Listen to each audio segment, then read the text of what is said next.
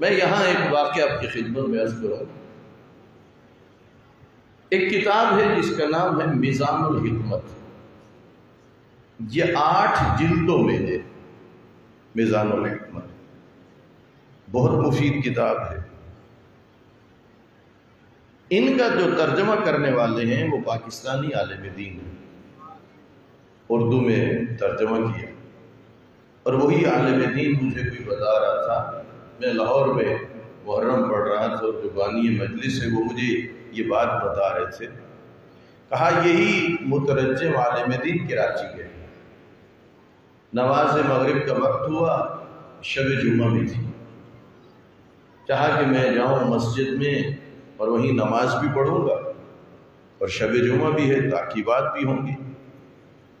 جب وہاں پر پہنچے تو اس دن اتفاقاً جو وہاں مولانا صاحب نماز پڑھاتے تھے وہ نہیں تھے. اب یہ بزرگ عالم دین لوگوں نے جب دیکھا نا چہرے کو، شکل کو، سمجھ گئے کہ یہ بھی کوئی عالم دین. جب تھوڑا سا تعارف ہونے لگا تو مومنین نے اس لیے تعارف چاہا کہ اگر یہ بھی عالم دین ہے چلو ان کی اقتداء میں نماز پڑھیں. اب جب تعارف کا سلسلہ شروع ہوا تو انہوں نے بتایا کہ میں تعارف میں یہ بات بھی بتائی کہ میزان الحکمت کا ترجمہ کیا ہے، اپنا نام بتایا. وہاں کراچی کا ایک سیٹھ وہاں موجود ہے.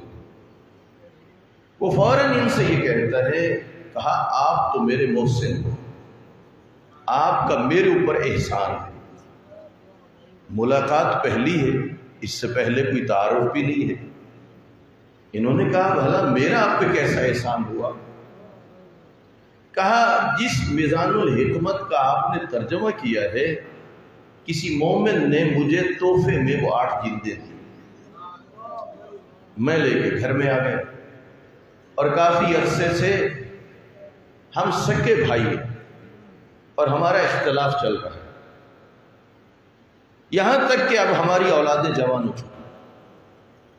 ہم نے ایک دوسرے کی طرف آنا جانا چھوڑ دیا. کوئی خوشی غمی میں ایک دوسرے کی طرف نہیں جاتے. اب یہ بھی ضرورت تھی، جوان بچے ہیں، رشتے بھی کرنے ہیں.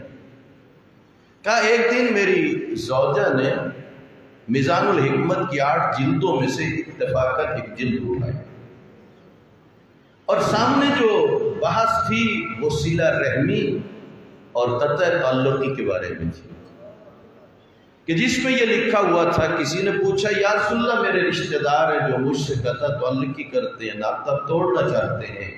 آپ نے فرمایا وہ توڑتے رہیں تم ناطہ جوڑتے رہو. توجہ فرما رہے ہیں. لیکن آپ جانتے ہیں ہوتا بڑا مشکل ہے، کیونکہ درمیان میں ایک انا کا مسئلہ بھی آ جاتا ہے. میں کیسے پہل کروں؟ میری تو کوئی عزت نہیں رہے گی معاشرے میں. یہ کہہ رہا ہے کہ میری زوجہ نے مجھ سے کہا یہ پڑھو اللہ کے رسول کا فرمان، اور جب اللہ اور اللہ کا رسول جس پہ راضی ہو گیا تو وہی کامیاب ہوگا. آپ نے خامخواہ میں اپنے بھائی سے اختلافات کیے ہوئے ہیں اور آنا جانا چھوڑا ہوا ہے. اس نے اس عالم دین سے کہا میری بیوی نے میرے اوپر بڑی محنت کی، پہلے تو میں نہیں مانا، بالآخر اس نے مجھے قائل کر لیا، اور قائل بھی اس طرح کر لیا کہ ہم پہل کریں گے اس کے گھر میں دوبارہ سے ٹوٹے ہوئے رشتے کو، ٹوٹے ہوئے ناطے کو جوڑنے کے لیے پہل بھی ہم کریں گے. آپ جانتے ہیں یہ کام مشکل ہے. تو جو فرما رہے ہیں اپنی انا کو چھوڑ کے جانا یہ آسان کام نہیں ہے. کہا میں اپنی بیوی اور بچوں کے ساتھ بھائی کے گھر پہنچ گیا، اور اللہ کرے اگلا بندہ موقع شناس ہو. یہ بھی ایک بڑا مسئلہ ہوتا ہے. اور اگر ایسا کہیں ہو تو دوسرے کو غنیمت سمجھنی چاہیے کہ تو انا کے خول سے نہیں نکل سکا، یہ تیرا عزیز تو انا کے خول سے نکل کے آیا ہے، اسے قدر کی نگاہ سے دیکھ. یہ کہتا ہم جب گئے تو وہ بھائی بڑا غصے ہوا، کیوں آئے ہو میرے گھر میں؟ آپ سے میرا کوئی تعلق ہی نہیں ہے، کوئی ناطہ ہی نہیں ہے. غصے میں بولتا گیا کیا وہ کتاب بھی میرے پاس تھی. جب بہت غصہ کیا اور مجھ سے پوچھا تجھے کس نے بھیجا ہے؟ کہتا ہے میں نے اس سے یہ کہا مجھے اللہ کے رسول نے بھیجا. کہا وہ کیسے؟ کہا یہ پڑھ کے دیکھ. تو جو فرما رہے ہیں اب ان کے آپس میں دوری کی وجہ کیا تھی بھلا؟ جہالت. اور اس کا خاتمہ کیسے ہوا بھلا؟ علم سے. توجہ فرما رہی ہے. اور اس لیے عرض کر رہا ہوں جن بھی چاہے آپ مذہبی مسائل میں الجھ جائیں، چاہے خاندانی مسائل میں الجھ جائیں، جس حوالے سے بھی آپس میں اختلاف کرو تو پھر اس اختلاف کی وجہ کو تلاش کرو. یہ اختلاف کیوں ہوا؟ یہ جھگڑا کیوں ہوا؟ یہ آنا جانا بند کیوں ہوا؟ ایک دوسرے کے خلاف تھانے پہ کیوں گئے؟ کچہری میں کیوں گئے؟ یہ پرے پنچایت کیوں بن رہی ہے؟ دوسروں کو کیوں بتایا جا رہا ہے؟ یہ کلیہ اپنے پلے باندھ لیجئے اور ذہن میں رکھ لیجئے بات.